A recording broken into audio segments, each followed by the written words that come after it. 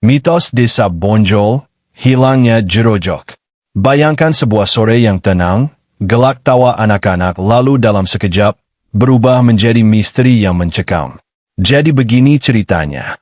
Di sebuah desa bernama Bonjol, ada dua anak bernama Apollo dan Jerojok. Hari itu adalah kali pertama mereka bertemu di lapangan desa. Lucunya, pas saling tanya asal-usul, mereka sama-sama kaget karena baru sadar kalau ternyata mereka tinggal di desa yang sama. Maklum, mungkin selama ini area bermain mereka beda. Tanpa butuh waktu lama, mereka langsung akrab. Berlari, memanjat pohon, dan tertawa sampai matahari mulai condong ke barat. Nah, pas lagi capek-capeknya, tiba-tiba perut Apollo mules, dia kebelet kencing. Apollo bilang, "Jero, aku pulang kencing sebentar ya. Jangan kemana-mana." Jero menjawab santai, "Tenang aja, aku tunggu di sini." Tapi, disinilah keanehan itu dimulai. Hilang dalam kejap. Begitu Apollo kembali dari rumahnya, suasana lapangan yang tadinya ramai mendadak sunyi senyap. Jero sudah tidak ada. Apollo panik, mencari ke balik pohon, semak-semak, hingga berlari ke rumah Jero. Naas, keluarga Jero bilang kalau anak itu belum pulang sama sekali. Kabar hilangnya Jerojok menyebar cepat bak angin malam. Warga desa Bonjol mulai berkumpul dan berbisik ketakutan. Jangan-jangan dia diculik. Apa mungkin dibawa sama kanibal dari hutan angker itu? Ketakutan warga bukan tanpa alasan. Tepat di sebelah desa mereka, berdiri sebuah hutan lebat yang terkenal sangat angker. Mitos turun-temurun menyebutkan ada sekelompok kanibal yang tinggal di sana, dan siapapun yang nekat masuk tidak pernah kembali. Suara dari kegelapan. Malam pun makin larut dan dingin.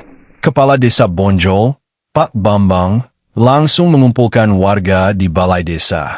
Beliau menegaskan kalau mereka harus bergerak malam itu juga membawa obor dan senter. Pencarian berlangsung berjam-jam tanpa hasil. Sampai akhirnya, seorang warga bernama Pak Anton menghentikan langkahnya di pinggir hutan sebelah timur.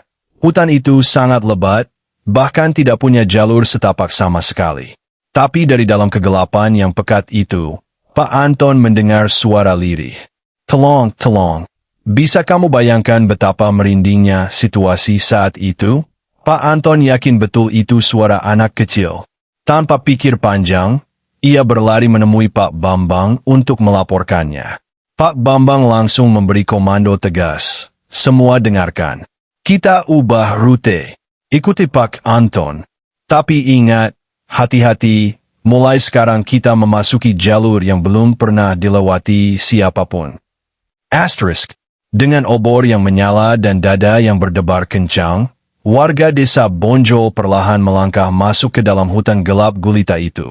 Mereka sama sekali tidak tahu bahaya apa yang sedang mengintai mereka di balik pepohonan rindang tersebut. Jejak pertama di kegelapan. Langkah demi langkah warga menebas semak belukar yang kaku dan tajam. Bayangan dari nyala obor menari-nari di batang pohon raksasa, membuat suasana makin mencekam.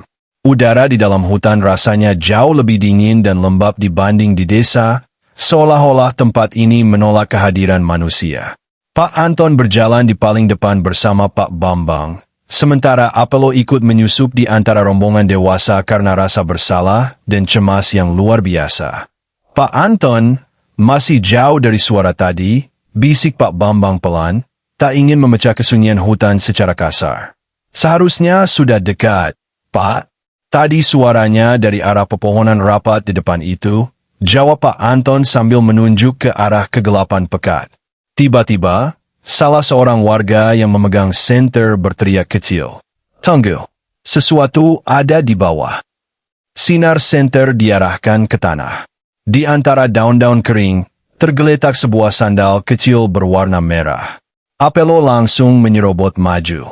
Matanya membelak. "Itu sandal Jero. Tadi dia pakai sandal itu pas main sama aku," seru Apollo dengan suara gemetar. Warga saling berpandangan.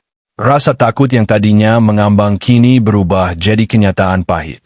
Jerojok benar-benar berada di dalam hutan ini.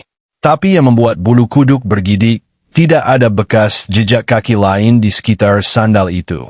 Seolah-olah Jerojok dijatuhkan dari atas, atau dijatuhkan oleh sesuatu yang tak menginjak tanah. Bisikan dari atas pohon.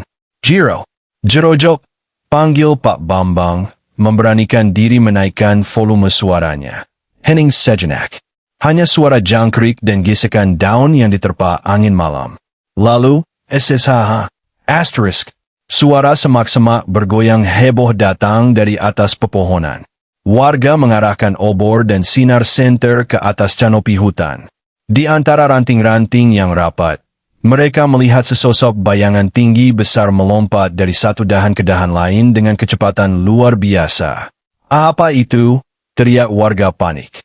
Bukan manusia biasa. Gerakannya terlalu cepat, sahut yang lain. Tiba-tiba, suara lirih itu terdengar lagi. Kali ini bukan dari depan, melainkan dari arah belakang rombongan. Tolong, aku di bawah sini. Semua warga berbalik seketika. Di balik sebuah pohon tua berukuran raksasa yang berlubang di bagian bawahnya, tampak dua mata kecil berkilau terkena cahaya obor. Itu Jerojok. Dia terduduk meringkuk di dalam lubang pohon, bajunya kotor dan tubuhnya gemetaran hebat. Misteri yang belum selesai. Pak Anton dan beberapa warga langsung berlari mendekat dan menarik Jerojok keluar. Apelo ikut mendekat, lega luar biasa melihat sahabat barunya masih bernyawa. Nah, penasaran kan bagaimana nasib Jerojok setelah dibawa keluar dari hutan itu? Dan sebenarnya, siapa sosok tanpa muka yang mengintip di atas pohon tadi? Mari kita lihat kelanjutannya nanti ya. Jangan lupa like, komen, dan subscribe biar kamu gak ketinggalan episode berikutnya. Sampai jumpa di cerita seru lainnya.